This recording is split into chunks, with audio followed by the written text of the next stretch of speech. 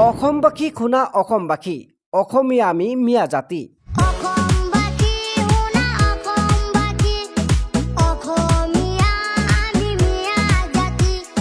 মিয়াই যদি হয় বাংলাদেশী ইমান দিনে বাৰু কৰিলানো কি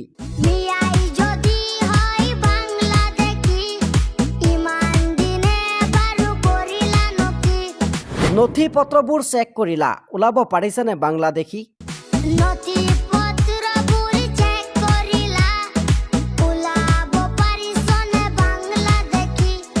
সংগঠনৰ নামত দাদাগিৰি